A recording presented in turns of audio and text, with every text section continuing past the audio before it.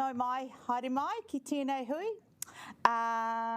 Just because we brought it up at the end of the last live stream session, you might want to refer back to that, which was a Q&A on the parking management scheme. I accidentally said something incorrect, which was that parkings, that I referred to on-street parking as being that we had limits around what we could charge for it. We could only charge cost recovery. Of course, I was wrong, and that only refers to residents' parking schemes. Right, so now we're on an entirely different subject, which is local water done well, and we're going to start this session. So this is public and live streamed. So we're going to start in response to Councillor Brown, your question around the legal advice. So we're going to go to Beth first of all. And I'm not sure if there's any other kind of opening comments people want to make, but over to you. Kia ora koutou. I do have Natasha Wilson here, who's the partner at Buddle Finlay, who has been very kindly helping us with a number of legal decisions in front of council recently, and it might be very well that she comes up and answers some questions too. So I just wanted to use this moment to introduce her.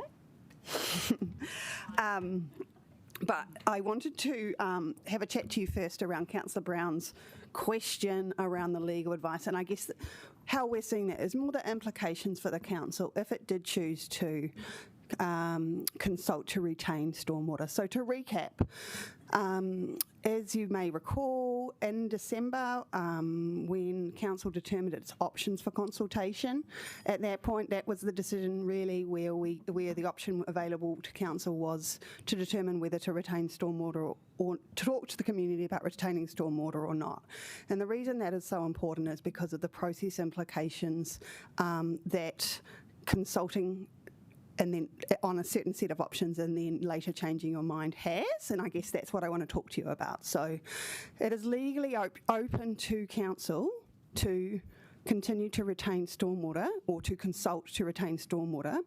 However, there are some really significant process implications there, and we have spent quite a bit of time looking at this, particularly with Baz and Rainer and Margot, looking through the different legislative requirements, both from a Local Government Act process perspective, but also the Water Services Preliminary Arrangements Act perspective, because the way they intertwine is quite interesting. In summary, the only option that is before you that does not have very significant implications for the adoption of both the annual plan and the long-term plan amendment is to continue as you have previously instructed us to do. That is to adopt the current preferred option, which is the regional CCO3 waters. We have looked... each time, so someone online, you're not muted. Thank you. Can we let Beth finish and then do questions? Thank you, Councillor. Yes, that is correct. However, there may be time frame implications through changing your preferred option at this point in time, given the budgets will need to be redone. Agree, Andrea? Yeah, yes, that's correct. Yep. And also, you are absolutely entitled to consider the other options, but you need to be open-minded to the feedback that you have. Very good. Richard, can we make sure he's muted before we continue? Lost my train of thought. Apologies. You need to take the weight of the consultation feedback and the information that you received through consultation into account. And so there was significant feedback on the preferred option, recognising also there was some feedback during the oral submissions around separating out stormwater, but that is outlined in the paper. Yeah. So if I can just take you through the things that we were considering in terms of how to respond to Councillor Brown's questions. We looked at could we adopt only the annual plan and not the LTP amendment? there were significant sort of practical implications if you were going to do that, because you wouldn't be able to flow through your CapEx reductions into this year's rates. So the rates would have to be struck at a higher rate than we consulted on. For example, we looked at whether you could adopt both the LTP amendment and the annual plan and not water, and that again has implications in terms of your financial strategy or in your infrastructure strategy. We also looked at whether you could strike the rate under the Local Government Act. You can strike a rate for the first quarter of the year based on the old rates, and we looked at whether you could do that. That is again legally open to you. However, we would need to do all of the work. From a timeframe perspective, we'd need to do all of the work in the first quarter of the year in order for you to legally strike the rates for the next quarter, and that will lead right into election time, and will also have significant implications for your ability to adopt the Water Services Delivery Plan by the 3rd of September. So, in summary, every option other than the one that we are currently instructed to do will mean that we are not in a position to adopt the Water Services Delivery Plan by the date required. Will have very likely significant implications for our partnerships with the other regional councils, and may very well mean that you're not in a position to adopt the annual plan, strike the rates, and adopt the long-term plan amendment. Okay, I've got some questions of that, so we'll go to those now. The first from Councillor Free. So I understand that our hands are relatively tied at this point in time, but I'm always interested in how you exit from something if it's not working. So is there any way we can provisionally enter into the Three Waters model that we're looking at, regional model that we're looking at, with some proviso that if it turns out that stormwater's better managed in a different model, we can put an off-ramp in there? Thank you, Councillor. Absolutely, and the conversations that we have been having with the other councils would definitely have exit ramps and on ramps, just in case another council would want to join the model in the coming years. So it would consider both, and that would come to you as part of the governance foundational documents. I understand that we're having an iterative process here, and I've actually just reread Lindsay's advice on that, but is there any way we can signal that in the decision that we're making on Thursday so that it's noted? Can I just clarify, Margot, is your advice relating to post-WSDP submission? Or Yes. Yeah. Yes. So Yeah. I think it comes back to the advice that Natasha kindly gave us, which is, look, it's legally open to you to do these things, but there are implications, right? So the point is, we are at a position in the setup of this entity, and it means there is not time. And so any negotiation on conditions will take time to negotiate and satisfy, and that is very likely to have implications for our ability to submit by the statutory deadline.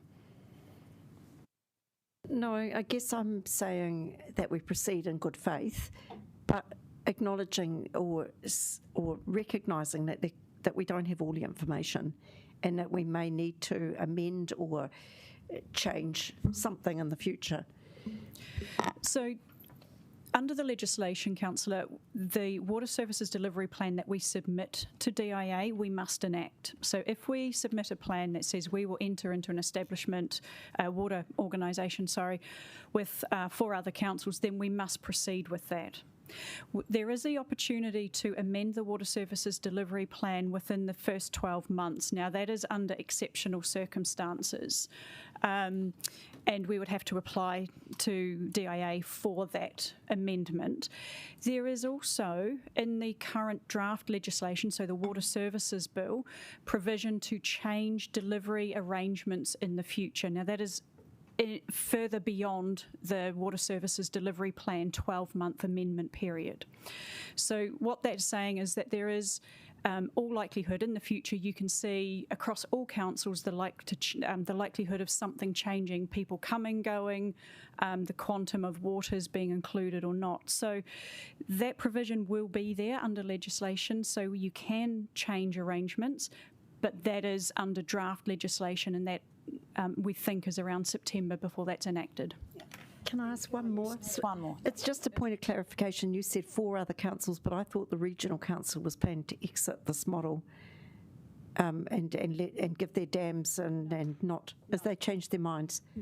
No. Greater Wellington have always expressed the regional model as their preferred option, And they want to be part of it. And they consulted on two options. One is the regional option and status quo, which we were required to include as an option. And can I just add, Councillor Free, under the current bill, if we were to change our mind, we would need to consult. I'm sure I saw that the regional council said that no, that in the longer term they didn't plan to be part of I this think that's model. already been answered. But 6 months to a year. Councillor Brown.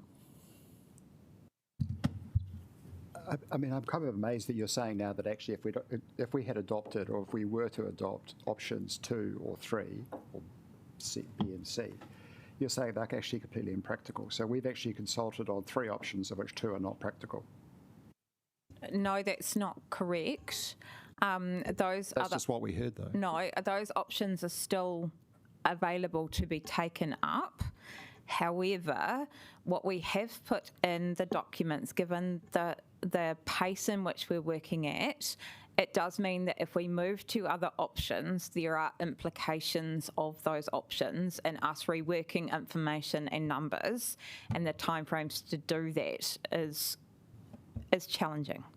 They're not impracticable. You can still take those options, but they do have risks associated, and all we're trying to do is outline the risks so that you can go into this eyes wide open.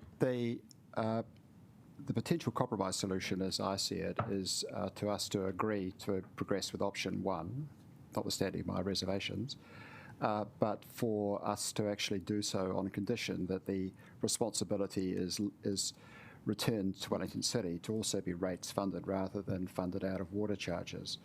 So is there any, I mean, I'm not asking for heavy duty legal advice here, but is there any particular reason why the regional water enterprise couldn't actually contract back to Wellington City Council to undertake stormwater management and to fund it out of rates rather than so that it was actually at zero cost to the regional entity? Would be the first answer to part of that answer. I think there's a couple of things. I would need to think this through properly, Councillor, but if that is what the intention of this council was, we would need to include that in the water services delivery plan that we submit. We would need to have an in-faith conversation with the other councils to make sure there was a no surprises approach. Then we would get into the practicalities of that. So we've now got an organisation, theoretically, that would own the assets and have responsibility for the investment and revenue sufficiency as is required. So how that would work practically, contracting that back, I think we would need to work through. I'm not sure, that feels like it would be more complicated than it needs to be. But I think if that's something that you wanted us to think through, we'd have to do work on that. Because we do have in our LTP, we obviously have 10 years of cost forecast for stormwater, and of course we actually have an arrangement at the moment where we own the assets and they're managed by Wellington Water. So all we're doing is reversing the arrangement. So effectively, there's not that much which isn't on the table today that we would need to learn. I mean, somebody owns the assets, somebody operates them at their expense. Yeah, I think we're going to have to take that away and think about it, Councillor, and unpick the legislation and what's the intent of the legislation is, and whether that would work and could work. Right now, I can't say emphatically one way or the other. Just on a slightly sort of Questions? Sorry, I know this is definitely a question. This is on a slightly wider level. One of the things which I've struggled with the stormwater is that I have not managed to find anybody with expertise in water, and this includes the chair of Watercare, ex-chief executive of Watercare, the chief executive of Water New Zealand, a lot of people, and Infrastructure Commission, all of these people who I'd regard as reasonably switched on, certainly more switched on than I am about water. Not one of them has endorsed the 3-water model. Mm-hmm. Every single one of them says stormwater is a completely different kettle of fish. The idea that you're going to pay for stormwater management out of water charges, it's fundamentally... This has been traversed, yeah. Get to so the my question is, have you got anything? Have you got some sort of explanation as to why stormwater would be a good idea, including it in the regional model? What's the rationale? Which I This has been I'm covered in the asking, but papers. let me ask the question and let her answer. So in December, the advice that we offered was to consult on keeping stormwater in-house. And that was a legitimate and genuine piece of advice because there are pros and cons. And you're right, there's evidence, not evidence, there's information sources available, and some say, yes, keep it in-house, and some say, keep it together under a Three Waters. And so it could go either way, and we recognised that and articulated that back in December. And so by taking that option out to consultation would have given us time to explore that further and bring further advice back to you to try and really dig into that. In the time we had available to actually confirm consultation options, that is where we landed, is that we recommended we should have gone out and had that conversation to give us that opportunity. So do I have evidence to say why it should be kept together? No, I definitely don't. But at the same token, I don't have evidence of why it should be split either. If you could. Okay, I'll go. Do you want me to put you back on the list? Oh, no, that's fine. Okay. Councillor Pannett. Sorry, I know you've sort of gone over this, but I'm still a bit puzzled. So we went out for a consultation process. You say there's risks of not choosing one of the options. Are we able to say that the public should have confidence in our decision-making processes if really that we're sort of, the process is fueling us into one particular option? It's just quite concerning. I don't think with everything that you've been provided with. So within the December paper, these risks were outlined and articulated. I think the risks here are inherent in that we're running a really fast process. And that process has been required as a result of the statutory deadline to deliver a water services delivery plan. When you're running at a pace like we have, inherently there are always going to be risks along the way, and you're going to have to make trade-offs along the way. So that's the situation that we're in, and we've been making those kind of decisions as we've gone, and perhaps with the benefit of hindsight, in December, recognising how much you had on your plate in December, you were also looking at making cuts to capital expenditure. There was also other big decisions, I think, on the City to Sea Bridge at the time that was forefront of your mind. These things were outlined, but it recognises the pace of work that you're doing things and the risks that have transpired. I don't think that means that the process has been flawed in any way. We have totally followed the letter of the law that's in place, recognising also I have a bill, for the third part of the legislation, and we're working to what is the intent of that bill without that being in place as well. So we're working in a very imperfect world, but I think we've followed the intent, and we're working through that. As Beth has outlined, it is up to you to take those decisions that you want to take, but they all come with risks, and that does reflect the short timeframes that we're working towards. I think the paper expresses very well that we are working in a process and timeline that is not of our making. Yeah, no, thank you, Councillor. Deputy Mayor Foon?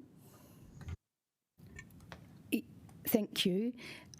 This is around charges, and so does the bill or this local water done well require us to charge the differential rate? And if yes or no, when will we get more information about this out to businesses? So I can answer that question, Deputy Mayor. So within the bill at the moment, there is a transition phase. So what we're working towards, and the estimates of current charging is based on a ring fence of Wellington City Council's costs, and it's also based on our current model. Now, we have a different model to every other council, so we base our water charges based on capital value of properties. Others have a fixed a fixed amount that they charge. So it's a slightly different model. What the bill anticipates is that over a period of 5 years, we would work to a outcome where you are not charging a variable rate, a differential rate. Basically, you are charging for the consumption of water. That could be either through a fixed charge or it could be through metered water meters. So we would have to transition over the next 5 years the way in which Wellington City Council ratepayers are charged. And that would mean that for businesses, they would not be charged on a differential basis going forward. But it does mean that we need to manage this really well for our community because we don't want to give them a big shock and, apartment owners suddenly getting a big hit because they've got, they're based on a smaller CV or whatever. So we just need to work through that and transition accordingly. I should have mentioned at the beginning of this session, as I mentioned this morning, I'm going to be quite strict about questions on Thursday and really constrain time. So I really want to encourage you. I mean, it's great you're all here, but any councillors who's watching online or is not here, we have to use the written Q&A and we have to use these sessions because we just do not physically have the time on Thursday. Councillor Free, back to you. So I note that the debt question has been addressed in the body of the paper, but not in the recommendations. But I want to know, because I've had various discussions about this, so I think the figure is public, isn't it? Yeah. So that figure of 750 million, which is going to redress some of the imbalance, are we going to receive that money? Are we actually going to be able to receive that money and stick it in the bank and have lower debt? Yeah, so really great question. It's not necessarily going to be 750. We need to recalibrate that figure when we actually transition, and so that was a proxy for that, but it will be an amount that achieves the same outcomes, and that has been agreed by the AOG. In terms of how that money is paid, that is yet to be decided. Now, there's some really important, and I can see Sarah, and she may have some input into this. There's some really important principles here because we're running our own Treasury management policies that have to comply with certain conditions. The other thing is the water services delivery entity may not be able to borrow all of that money from day one. And so what we need to do is work out a payment plan to ensure that, number one, it works for the water services delivery entity. Number two, it works in accordance with our Treasury management policies and smooths, we're taking down debt to make sure that not all of our debt falls due at the same time and that we're getting the right interest rates.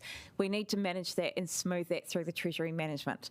What I can say with absolute confidence, and Sarah's going to add to this, is that the Treasury team have been working on this for at least 2 years with this in mind and thinking about how we need to manage our policies accordingly. So, Sarah, is there anything you'd like to add?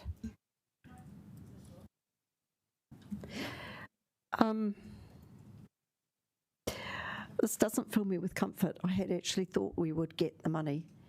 We will get the money. It's just about the timing of when we receive that money, and then that will be managed accordingly. But this doesn't fill me with comfort. For example, I'm thinking of the regional council who had an MOU with us to pay us money for damage caused by their overweight vehicles that they now seem to have reneged on. So I'm absolutely uncomfortable about this news. I can be categoric that we'll get the money. That is part of what has been agreed.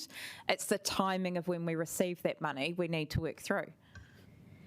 Is our swapping of the assets, is it conditional? I mean, how until you pay for something, you don't normally own it. If you pay a deposit on something you buy at the plumbers, they have a disclaimer that says until it's paid in full, the assets actually remain in the ownership of. Unless you may not actually pay the amount then, but you may have a credit. You don't own the assets until you've paid in full. So all of that would be worked through accordingly. Yeah, and I think to hopefully give you some comfort further to Andrea's assertions there. Yes, we will definitely receive the money. It will become part of the negotiation process. So there's a lot more. So the headline that everyone latches onto is the debt, right? So from a Treasury perspective, there's so much more to the transaction than just the debt. So there's what pieces of debt. There's the interest rates applied to those debt. There's interest rate swaps applied to overlay to manage interest rate costs. There's many more components to this, and everyone is quite fixated on sort of the debt and the number. I can, as Andrea said, my team and I have been structuring our Treasury arrangements in a world where we have and we don't have a water transition. All of our debt that we're drawing down at the moment as council is mindful of this potentially very significant transaction coming through the pipes. There's one constraint that I remain mindful of, and that is, oh yeah. You did a mum joke too then, Sarah. Look, it like I said, it comes down to the transaction and how we negotiate that. But essentially, if all 5 councils transact the amount of debt that we need to transfer on a single day, it's very disruptive to capital markets, to financial markets, and how you move that much cash through a system. I was more terrified when there were 4 mega entities that were going to all do this in one day, but that's a sidebar. And so we have to be mindful about the wider implications of the how we get that debt across. We can sit here and look, we will enter into agreements with the new entity once it exists, should it exist, to make sure that that is managed in an orderly fashion. We will work with the LGFA as a third party to make sure that we don't disrupt our compliance with our covenants. We have debt to revenue. If the revenue goes, the debt also must go, because otherwise the equation doesn't balance for us. So we're mindful of all of the sub-components of what needs to go through that transaction, and hopefully that can give you some confidence that we are looking at this, whatever the number is, we will manage that, but we will get that cash in. Doesn't give me enough confidence, because we're being asked to make a very significant decision, and I see nothing about this acknowledgement of this debt problem in the actual agreement, the things you're asking us to agree to. So this is bothering me immensely, and I also would like to know the time frame for the complete transfer of the debt, what's envisaged. But nothing is there for us to actually pin our mast to if this goes to custard. We can't, nothing. So we do have the agreement through the AOG, councillor, and that would all be worked through in the final agreements in the Water Services Delivery Plan. But at this point, we haven't got through all of those negotiation points to be able to give you an exact date at this point in time. So probably we can't give you that comfort that you're seeking at this point in time. We are running a very, very good, strong Treasury management process in conjunction with the region. We're confident in it. We're working with PwC, who is the Treasury advisors for all of the councils involved, and managing that. But that's probably the best comfort that we can give you. Is it possible to have something noted in one of our amendments, or to have something that notes this conversation in an amendment that we can then agree that we've received this information from you and this is our understanding? Yeah, so through you, Chair, there's a difference between having conditions on the decision you're about to make and perhaps noting or asking officers to investigate something. And you could conceivably note the arrangements, the intention with respect to the debt equity transfer. You could have that there, possibly not as a condition of your approval, but as a noting that it would happen, noting it's also in your paper. Yeah, not in some of the detail we've talked about now, I don't think is in the paper. But we have, through you, Chair, we have a whole paragraph in the paper on what's going on, but you're correct, we haven't included it as a recommendation. But if you wanted more comfort, you could note that work is underway. okay. Can I just add one more thing? The other 2 components that are key to this transaction are the revenue and the assets, and we would not transfer the revenue and the assets without comfort that the debt was the correct number. Can we note that? can we actually note that as a requirement, that we would retain the right to keep our revenue if we haven't yet had the debt? We can take this, we can work with you with some wording, and probably as far as we can go, but we do need to be careful, as Jenny has noted, that we don't put conditions on the water services delivery plan, because we can't do that. Councillor Chung. Thanks. This is a question for Andrea. Just to clarify something, you were saying that at the moment we charge for water based on the valuation of a particular property, okay, the capital value, and then you gave the example of an apartment, and so wouldn't apartments be exactly the same, in exactly the same situation? That is, an apartment in a big block would have a capital value, so therefore they charge water at the same level, using the same system. So then we change that system to the usage, and then what's the difference? So currently the ratepayers pay a unit in the dollar, which is based on capital value for water services. And what the model is working towards is more about usage and the usage of individuals, as opposed to what the property is worth. That's what they're asking us to transition to. Yep, okay, got that. So, but at present, doesn't an apartment building have water meters, and so do they pay one? We one don't. charge? We don't. It depends on certain buildings. Most of our buildings in Wellington are charged based on capital value. I don't know the portion that are charged through a water meter, but we certainly charge most households based on the value of their property, which may not necessarily represent their water usage. Okay. And so we're moving towards that. There are some properties that do have a water meter within apartments and things like that. Yes, that will be fine, but it's where we have a capital value charge that we need to move away from. Okay, so then that goes back to my question. You said that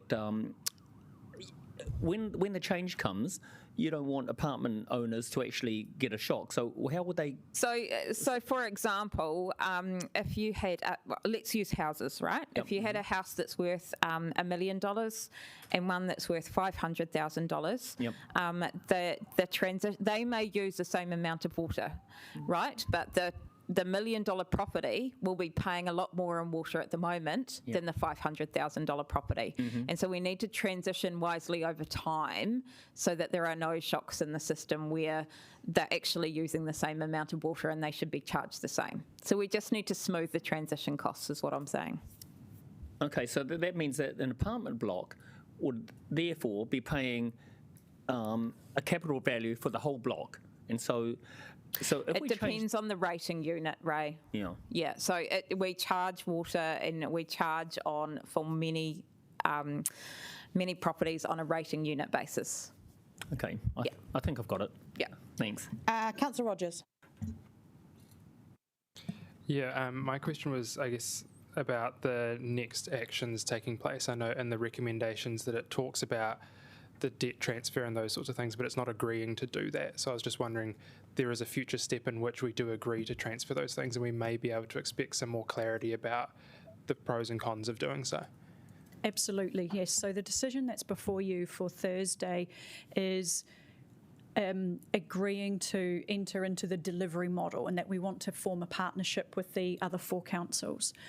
The nuances and the conditions within that are the next step, and so the transfer timing, the look and the feel of to a certain extent, the water services delivery plan, the investment program, all of that level of detail is the next step. Right now, none of the 5 councils have actually made a decision to jump on board together, and that's the decision we're asking for on Thursday. Yep. My other question was around, we've had some briefings on the Constitution, the stakeholder agreements and those sorts of things.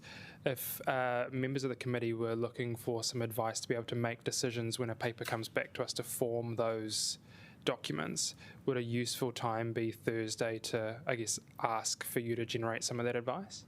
110% yes, please. So just to set the scene behind my terrible maths there, yes, so the sooner we know and we get a sense of the expectations and the outcomes of what you would look for in those key documents, the sooner we can progress drafting of those and we can identify whether there would be any issues and we can start to resolve those rather than waiting until August when we're fast running out of time. So the sooner the better. Great. Thank you. Cool. Thank you. Councillor Brown. This is sort of partially a clarification of something that Sarah asked, but also a kind of a question. On day one, if we transfer some debt to the water entity, or not as the case may be, it doesn't actually matter for our ratepayers, I mean, in the main, because after all, at the moment they're servicing the debt through their rates. At some point in the future, they'll start servicing the debt through their water charges. So there's a kind of a zero sum. And that's the point. I mean, for instance, Watercare is going through this process, as you know, and it's, that's what they're doing. They're assuming Auckland Council debt, and they are actually servicing their debt by way of charging for water. What matters is that if we do transfer 500 million or 600 million or however many millions or no billions, is that the water charges which Wellington City residents incur only services that part of the debt. I mean, that, if you see what I mean. So we do not want Wellington City Council to be transferring in whatever figure. Upper Hutt transfers in its figure, and we find that our residents are actually effectively paying somebody else's debt. Now, is there any way of actually ring fencing that obligation in terms of how the water charges are actually set by the water entity? Yes, the answer is yes. That is, we are ring fencing all the charges for each of the councils to service the debt, etc., that gets transferred across. Deputy Mayor Foon. Just back to stormwater and following on from Geordie's questions around expectations and setting those, particularly around Te Mana o Te Wai.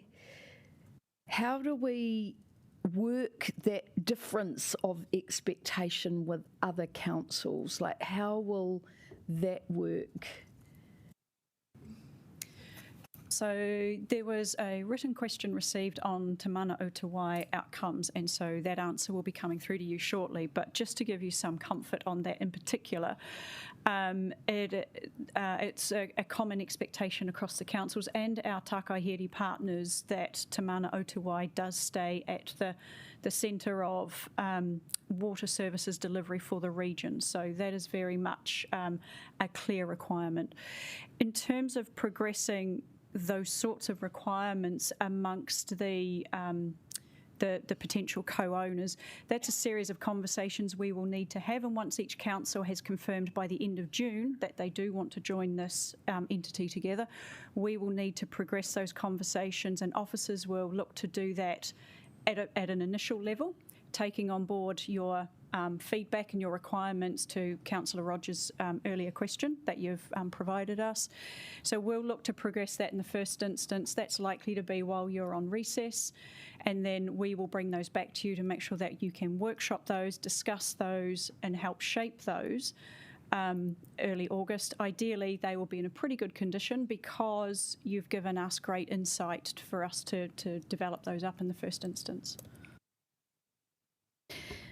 And I guess maybe it comes back to the ring fencing, understanding that if Wellington, we have a different geography and a different set of challenges as each catchment will have. So I guess we're saying we want a different outcome. Well, maybe the outcome, but how we get the outcome might be different to how other councils will prescribe that. Absolutely. And also in the legislation is the provision that, for example, Wellington City wastewater needed some specific attention, and that wasn't the case for the other councils.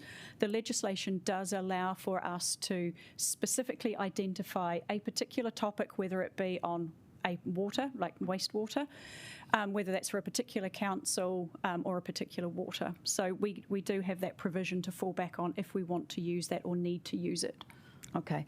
And one more question. When we put the budgets together, did we include stormwater going forward? So, I mean, I know we've got work coming through district plan, Mahi, I guess, and, you know, we're relying on a cross-department and council approach. So, or inter-organisational approach, actually. So did we cost those types of projects or thinking going forward in, or was the budget, the amount that we put forward just on pipes work only? So again, there is a written response coming back to you on this question, but essentially, so there isn't a budget landed in terms of the investment required across waters. That is in progress and has not been finalised. So, but the thinking that's been done to date is that largely is focusing on assets and the risk profile. So in short, to your question, Deputy Mayor, no, we haven't done that, but as I say, this work hasn't been finalised, so we could give some consideration to that.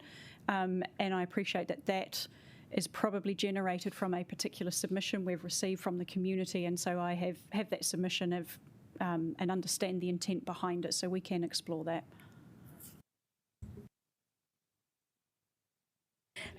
Just back to the Healthy Waters model, when we're talking about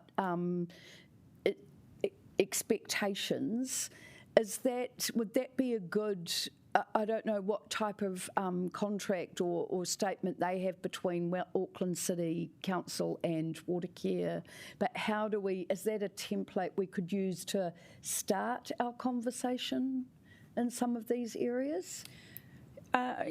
Potentially. So just for context for anyone listening, so Healthy Waters is the Auckland Council business unit that addresses stormwater, and that is separate to Watercare, which addresses drinking and wastewater. So in our the preparation of our advice for December, we did have quite a good conversation with some representatives from the Healthy Waters team, and it was incredibly useful. What I would say is Healthy Waters has taken some time to get to what I would say is a pretty good position now. They still have challenges, as does any large organisation, but it has taken them quite some time to get into this positive position. And also, they have several hundred staff. So it is quite an undertaking for us to get from where we are today to where they are today. And that's not to say it's not impossible, but it would be something we would need to understand would be a long-term outcome, and it is not a short-term outcome. So if that was a direction that you wanted us to go down, then by all means we could re-engage with the Healthy Waters team and look to understand how that actually works, and down to that level of whether it's contractual arrangements, service level agreements, whatever it is that's in place. Councillor Free.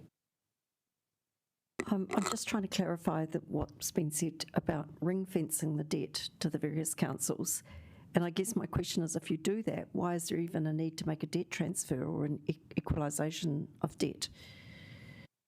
So it's not just about ring fencing the debt, it's ring fencing the costs, the current costs in the model, and I'll let Margot talk to that.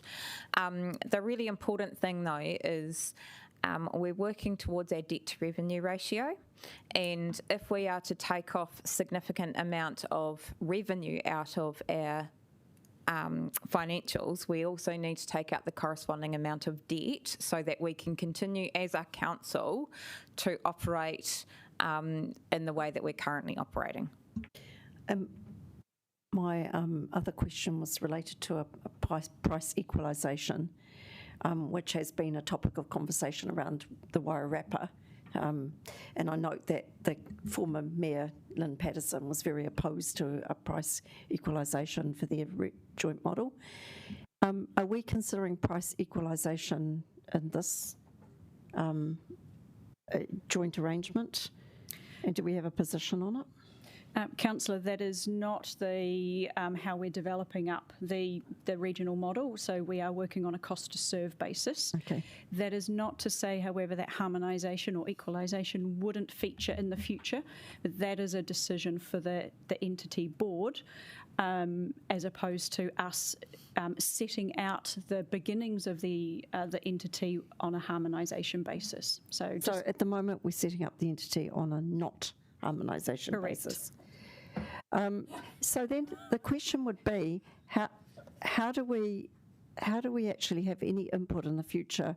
Like what rights do we actually have here? I'm actually a bit surprised we're even making this decision, because it doesn't feel like there's much of a decision to be made by the time you're told you have to do this and have to do that. All right, let's get to that question about what abilities we have. It's the expectations, statement of expectations. Correct. Correct. So the legislation provides you with a couple of mechanisms, the main one being the statement of expectations. And I would like to take this opportunity to clarify that the legislation is incredibly prescriptive as to what you must include in the statement, in the bill, the draft legislation. Thank you. It is prescriptive about what you must include in that statement of expectation. Now, you can include more than that, but there is a minimum. And that is incredibly different to the letter of intent that you currently prepare jointly with the other councils and issue to Wellington Water.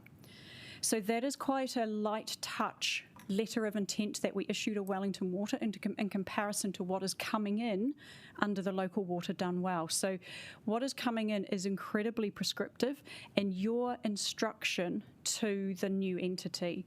As in this council's instruction or some other groups? Both. So it is joint. So it is a joint statement of expectation, but you may also include specific provisions for Wellington City if you so desire, but understanding that your Wellington City residents would need to pay for those specific provisions. Certainly until there's such a point as price harmonisation were to exist, if it were to exist.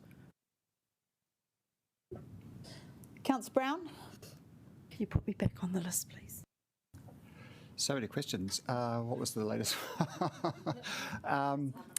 In terms of the governance structures that we're looking at with this entity, obviously we have the existing disaster, we're called the Wellington Regional Water Committee or something. I presume there is absolutely nothing to stop us actually having direct relationships between the councillors and the board of the water enterprise in the same manner as we do now with council-controlled organisations. So councillors would actually vote for directors, statement of corporate intent or whatever else, presumably the constitution and any other things that actually come to council for vote. But it would seem to me to be the biggest single mistake we could actually make around the establishment of this enterprise would be to establish a regional water committee, given that it divorces the directors from councillors and creates this sort of layer of confusion and lack of responsibility. Question. And so my question is, can we agree with me? Can we say we want the councillors around this table to be the guys who actually have all the votes, not some sort of interposed representative agency?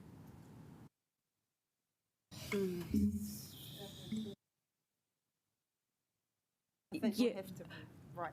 So, yeah, I think we're in agreement at this end of the table, Councillor, that we want to just be really clear on the advice we give back to you.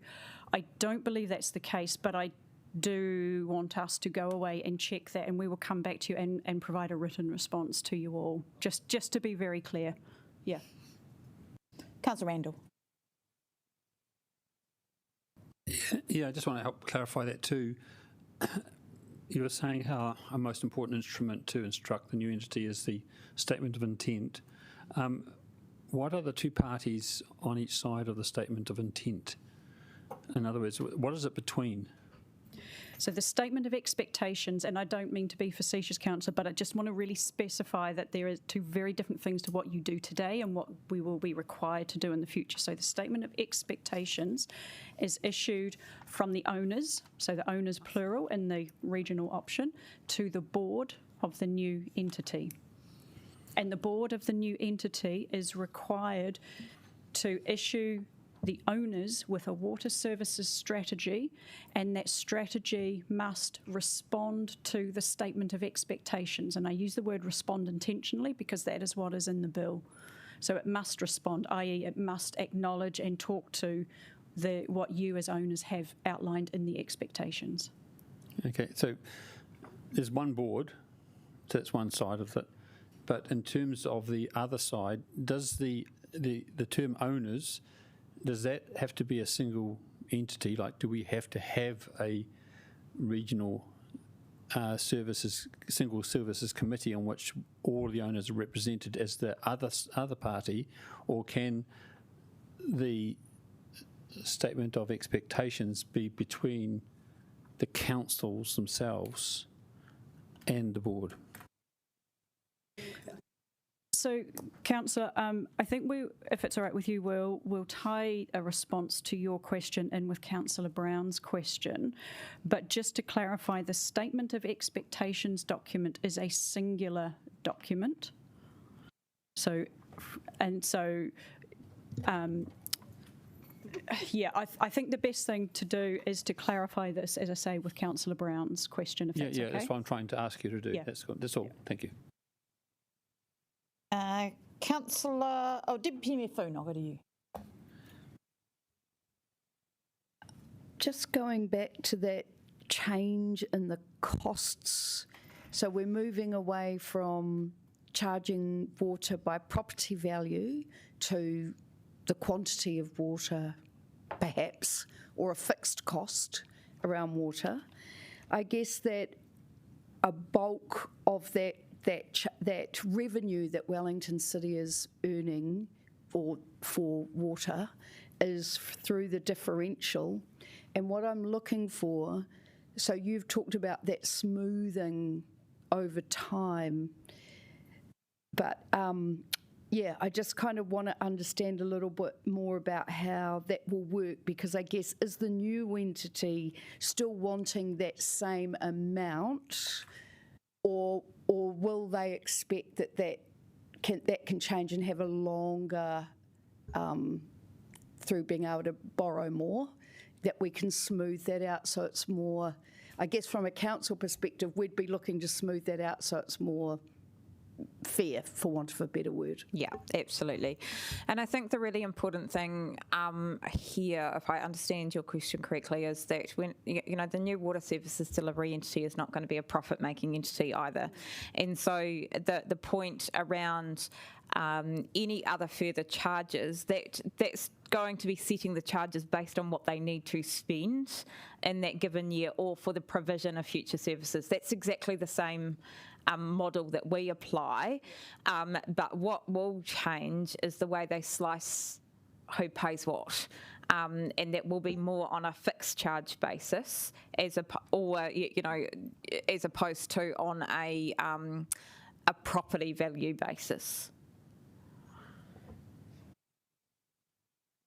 Do you need that explained a bit more? It is complex, but the intent behind the bill is to ensure that people are paying, what they use, or more equitably what are costs to them as homeowners, as opposed to what their property is worth. Yep.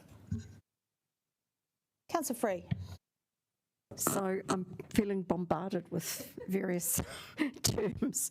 But you said if we make this decision on Thursday, the next thing is to work on some sort of framework as to, you called it a name, like it wasn't a plan, but it was the Water Services Delivery Plan? Yeah. Yes. Who is responsible for coming up with that? So council is, and in the instance where you decide to join a regional entity, then the councils collectively would develop the water services delivery plan.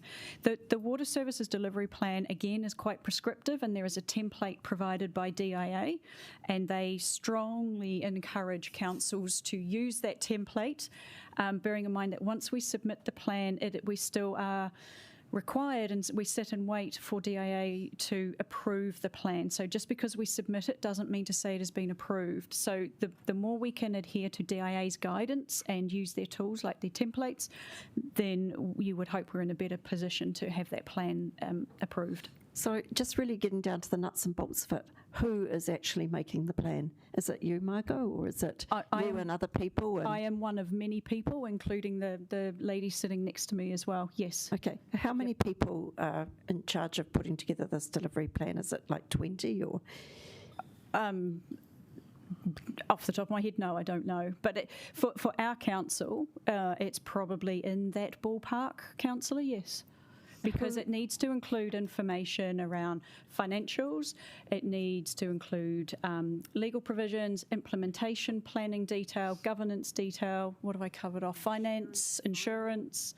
Yeah. Okay. So it is quite detailed. The template itself is, if I remember, something like about 45 pages. How does it interface with other councils? How is that interface being managed in terms of coming up with, I imagine it's just a plan, so not 4 or 5 plans? So at officers level, we have started conversations to work through how that is progressed. So, and as you may remember, councillor, we have a central project team that is employed by each of the councils, so we would certainly be leveraging their expertise as well to pull that together so that there is consistency across that plan. So the other thing is just looking at the submissions, I see a lot of concern from the public as to how they will have input into this water entity and how it's run. Has any thought been given to how our customers actually have the ability to have any input into the performance or the aspirations of this joint model?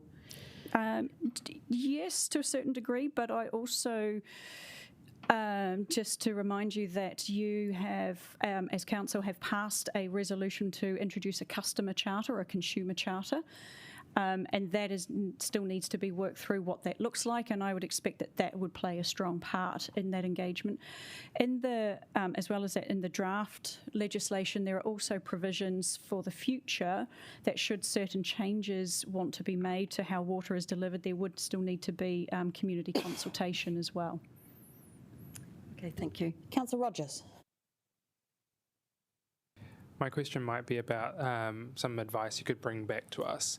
One of the things I've been thinking about and had a discussion with the Infrastructure Commission but didn't get much advice back on was in the movement between a fixed charge and a consumption-based charge. People who tend to not be the direct payer of the fixed charge don't necessarily receive the benefits straight away, and it can take time for that to follow through, namely, I guess, in the example of renters, where the landlord is on the rate paying role and they are paying the rates and they would receive the discount applied. They may choose to pass on the consumption rate for water. And so I was wondering, is there a mechanism where we could look at something like what they have in Auckland or something similar, whether it might sit within council or within the water entity itself, that could perhaps address some of those, I guess, social issues with a user charge transition? Yep, we can certainly explore that. I would suggest that if something like that were to be set up, we don't need to have made that decision in August at the time of adopting the Water Services Delivery Plan. There would need to be the decision with the intent to set that up, but the finer details about how it would be worked through wouldn't need to be in place for that time.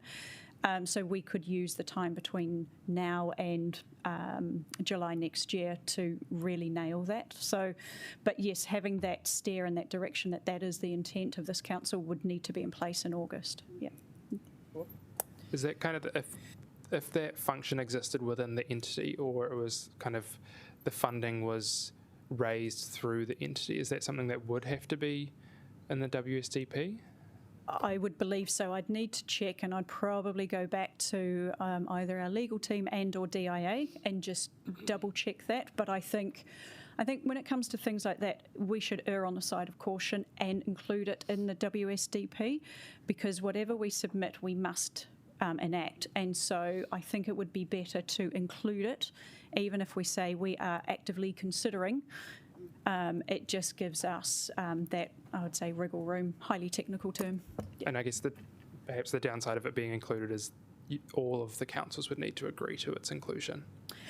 If it was for the benefit of the region as opposed to Wellington City, then yes, that would be the case, yes.